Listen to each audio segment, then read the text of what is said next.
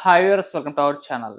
Pastor Praveen గారి మృతి పైన అంటే ఎన్నో రకాల అనుమానాలు వ్యక్తం చేయడం, ఆయనకు సంబంధించిన ఇప్పుడు ఇన్వెస్టిగేషన్ జరుగుతున్న నేపథ్యంలో కొన్ని సీసీటీవీ ఫుటేజ్‌లు కూడా సోషల్ మీడియాలో లేకుంటే పోలీసులే వదలడం ఇవన్నీ కూడా చూస్తున్నాం. అయితే ఈ నేపథ్యంలో ఒక వీడియో రిలీజ్ అయింది. అందులో పాస్టర్ ప్రవీణ్ గారు వైన్ షాప్‌లో వైన్స్ తీసుకుంటున్న అదొక వీడియో వైరల్ అవుతుంది. అంటే ఆయన మద్యం సేవించి డ్రైవ్ చేశారా అని చెప్పేసి కూడా మాట్లాడుతున్నారు. ఈ నేపథ్యంలోనే అదే కారణం అయ్యుండొచ్చు ఆయన మృతికని కూడా మాట్లాడుతున్నారు. అసలు ఏం జరిగింది? మరి ఆ సీసీటీవీ ఫుటేజ్‌లో ఏముంది?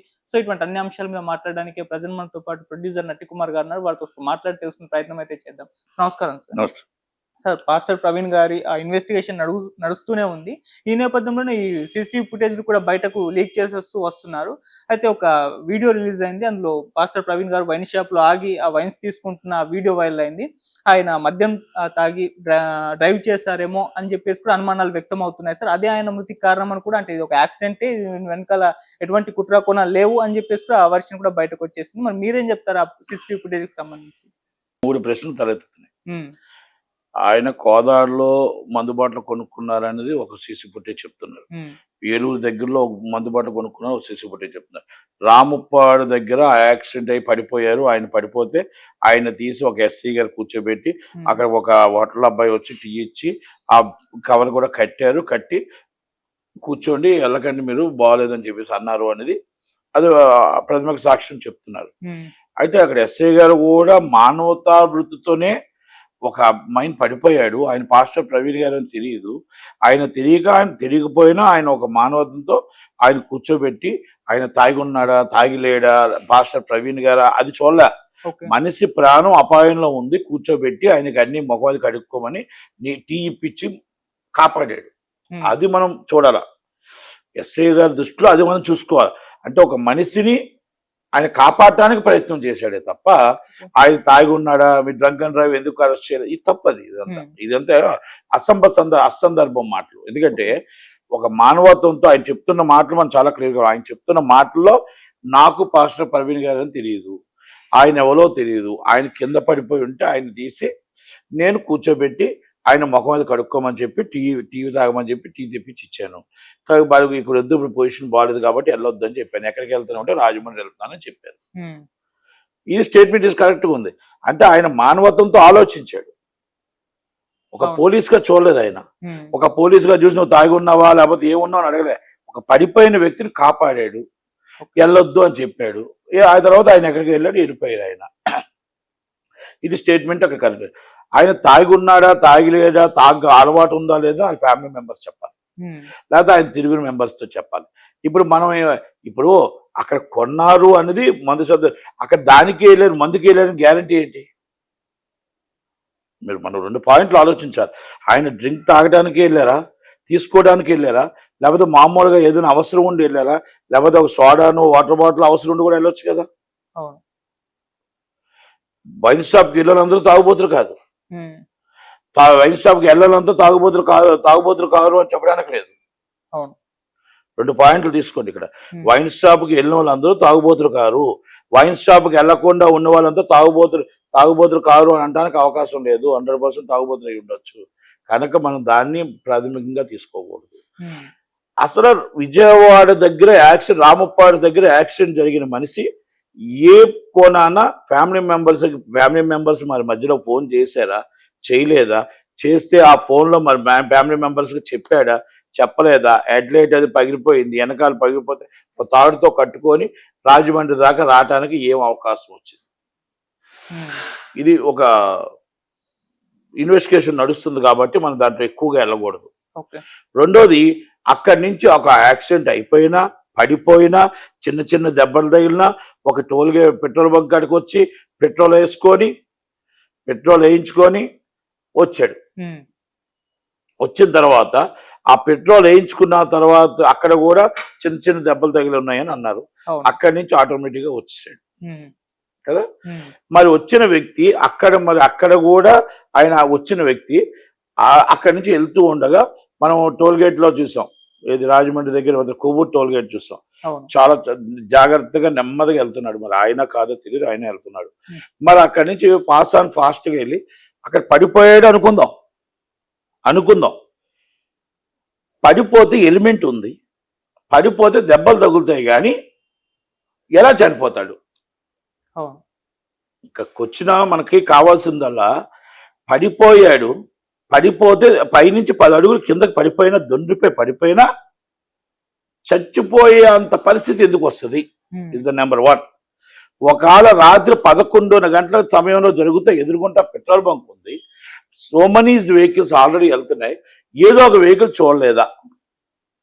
అవును. ఒకవేళ బతికుంటే నాకు అక్కడ కర్రల మీద ఎందుకు బ్లడ్ వచ్చింది, మొత్తం అన్నిటి మీద బ్లడ్ ఎందుకు వచ్చింది? మనం ఏ విధంగా అక్కడ పడిపోతే ఆయనంతలో ఆయన యాక్సిడెంట్ అవ్వకుండా పడిపోతే చనిపోయే ఆస్కారం లేదు. ఆయన ఏమి 80 సంవత్సరాల ముసలోడు కాదు, వెరీ ఫిట్నెస్, మొత్తం టోటల్గా వేల మందికి శుభవార్తలు చెప్పే వ్యక్తి ఆయన, మొత్తం టోటల్గా స్టామినాతో ఉన్న వ్యక్తి. ఓకే, మీరు డ్రింక్ చేసి వచ్చాడు అనుకుందాం, పడిపోయాడు అనుకుందాం, హౌస్ పాసిబుల్ అని చనిపోవడం ఎలాగవుతుంది చెప్పండి? కనుక ఇదంతా క్రైస్తవ సోదరులకి ప్రశ్నతో సమానం.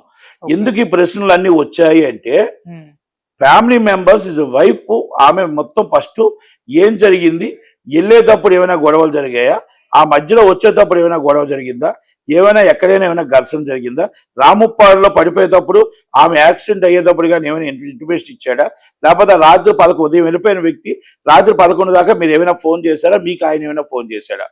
Is number 1. అక్కడి నుంచి అక్కడ ఆల్రెడీ విజయవాడలో యాక్సిడెంట్ అయిన తర్వాత ఇక్కడ చనిపోవడం అంటే ఏం జరిగింది? ఇది ఎవరు యాక్సిడెంట్ చేయలేదు అంటున్నారు, మరి ఆ వ్యక్తి అక్కడి నుంచి వస్తూ ఇక్కడ చనిపోవడానికి కారణం ఏంటి? అంతే కదా. ఇప్పుడు అక్కడ ఎస్ఐని అడిగి ఉండకపోవచ్చు, లేకపోతే ఎస్ఐ చూసి ఉండకపోవచ్చు, అక్కడ ఎవరైనా కొట్టారా, లేకపోతే ఎవరైనా మ్యాన్ హ్యాండిల్ చేశారా, లేకపోతే అక్కడి నుంచి వస్తేప్పుడు ఎవరైనా సరే 4 గంటల్లో జర్నీలో ఎవరైనా వీరికి ఆయనకి గొడవలు జరిగాయా, అక్కడి నుంచి మళ్ళీ రాజమండ్రి వెళ్దామని ఒక పట్టుదలతో వచ్చాడా? ఇంకోటి, ఈయనకి ఎక్కడైనా రాష్ట్రం అంతటా కూడా దేశం అంతటా కూడా ఈయనకి మొత్తం టోటల్గా కార్యకర్తలు ఉన్నారు, రాష్ట్రం అంతటా అభిమానులు ఉన్నారు. ఒక ఫోన్ కాల్ విజయవాడలో చేస్తే 1000 మంది వస్తారు. ఆయన అక్కడ బండి ప్రాబ్లం వస్తుంది అనుకుంటే 1000 మంది అక్కడ వచ్చి ఉంటారు.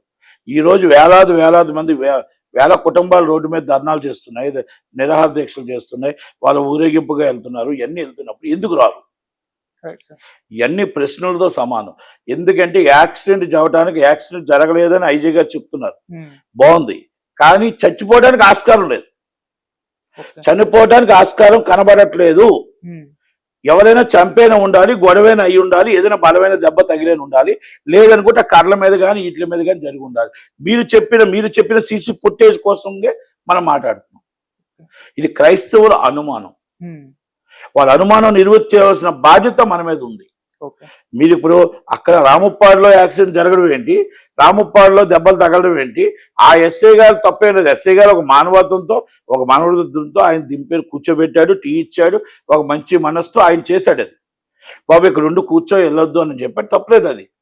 అది ఆయనకి ఏం తెలియదు. ఆయన మీ పాస్టర్ ప్రవీణ, లేకపోతే నువ్వు తాగున్నావా, లేకపోతే ఇంకొకటి అని అడుగుంటే అది వేరేగా ఉండే, కానీ అది అడగలేదు ఆయన. ఒక మంచి మనస్తత్వంతో చేసిన వ్యక్తి. ఇంకా అలాంటి వాళ్ళు పోలీస్ డిపార్ట్మెంట్లో ఉన్నారంటే యాట్సాప్ చెప్పాలి. పోలీస్ డిపార్ట్మెంట్లో అలాంటి వాళ్ళు ఉన్నారు అంటే. మనం వెళ్తున్నప్పుడు ఎక్కడ ఏ కోణంలో కూడా ఆయన పడిపోతే, అంటే నేనేమంటే 10 అడుగుల నుంచి మనిషిని పడేస్తే ఎలా చనిపోతారు? హార్ట్ ఫెయిల్ అయ్యానే చనిపోవాలా, హార్ట్ మొత్తం టోటల్గా అనిసేసైనా చనిపోవాలా. ఈ మొఖం నిండా మొత్తం టోటల్గా ఎందుకు ఇంత దెబ్బలు తగులుతాయి? అంత దెబ్బలు జరిగే అవకాశం అక్కడ ఏముంది? ఆల్రెడీ ఎలిమెంట్ ఉంది, అన్నీ ఉన్నాయి. ఏ అవకాశం లేదు. పోనీ వెనకాల కింద చనిపోతే ఏమైనా రాయి తగిలిందా, పెద్ద బండరాయిలు తగిలాయా, లేకపోతే బండరాయిలు ఆయన మీద పడిపోయాయా? దీంట్లోగా ఇన్వెస్టిగేషన్ చేయాలి. ఇక్కడ ఆ అనుమానం కంపల్సరీ ఇంతకు ముందు జరిగిన సిచ్యువేషన్ లో ఆయన మీద థ్రెట్ ఉంది, ఆయన మాట్లాడిన మాటలో కొన్ని మతాలకి వ్యతిరేకంగా ఉంది కాబట్టి ఆయన ఎవరో థ్రెట్ ఉంది అనేది ఆయన అనుమానం. ఇది క్రైస్తవుల అనుమానం. ఓకే, ఆయన తప్పు మాట్లాడా, ఎక్కువ మాట్లాడా, ఆయన ఇంకో మతాన్ని తక్కువగా మాట్లాడా, ఎక్కువ మాట్లాడా, అవన్నీ పక్కన పెడితే ఆయన తప్పు చేసినా చంపే రైట్ ఎవరికి లేదు. చట్టం తన పని తాను చేసిపోతుంది తప్ప చాక్పై రైట్ ఎవరికి లేదు. ఓకే.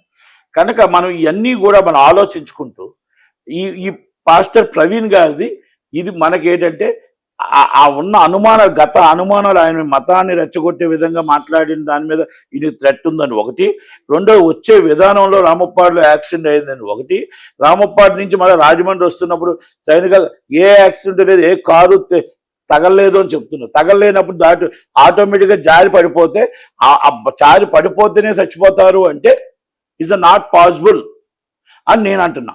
ఓకే. అది పాసిబుల్ కాదు. ఏ బండో గట్టిగా యాక్సిడెంట్ చేస్తే పడిపోతే ఏ రాయో తగిలేసి ఏ రాయో మొత్తం టోటల్గా పెద్దగా తగలాలి తప్ప హార్ట్ అయినా ఫెయిల్ అవ్వాలి తప్ప జరగదు. పోస్ట్ మార్టం రిపోర్ట్లో 36 నుంచి 48 గంటల బిఫోర్ చనిపోయి ఉంటారు అంటున్నారు.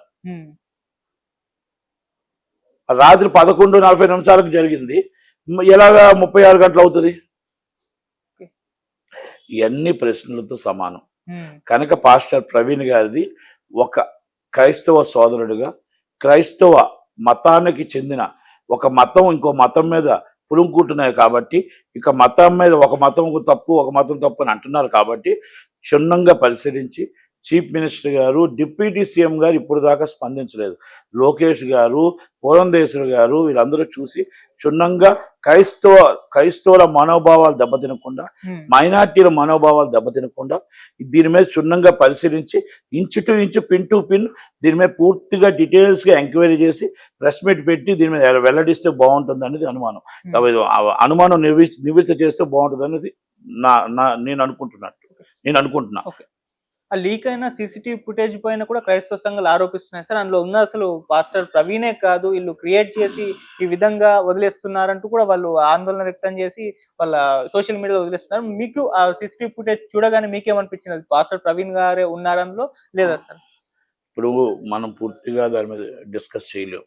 ఎందుకంటే ఇప్పుడు ఇన్వెస్టిగేషన్లో నడుస్తున్నప్పుడు ఇన్వెస్టిగేషన్కి మనం అడ్డు రాకూడదు. Okay sir.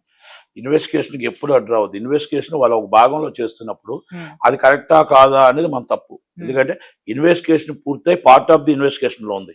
ఫుల్ ఇన్వెస్టిగేషన్ పూర్తయి వాళ్ళు ఏం చెప్తారో చూసి అక్కడ ఎక్కడ తప్పులు కట్టకుండా ఎక్కడ కరెక్ట్గా ఉందని చెప్పాలి తప్ప ఇన్వెస్టిగేషన్లో మనం ఇన్వాల్వ్ కాకూడదు. ఇప్పుడు క్రైస్తవ సోదరులకు న్యాయం జరగాలి.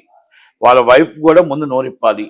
వాళ్ళ వైఫ్ నోరిప్పి బిఫోర్ 2 days ఆఫ్టర్ 1 day ఏమైనా జరిగిందా, లేకపోతే ఆమె వెళ్ళేటప్పుడు ఉదయం నుంచి రాత్రి దాకా ఆమె ఫోన్ మాట్లాడారా, మరి ఎవరైతే పిలుస్తున్నారో వాళ్ళు పిలిచిన వాళ్ళు ఎవరైనా ఫోన్ చేశారా, మాట్లాడేటప్పుడు ఎలా మాట్లాడాడు, ఏం మాట్లాడాడు, రామప్పాడులో యాక్సిడెంట్ అయినప్పుడు మరి ఏమైనా మీతో ఫోన్ చేశాడా, మరి ఎవరికైనా మాట్లాడా,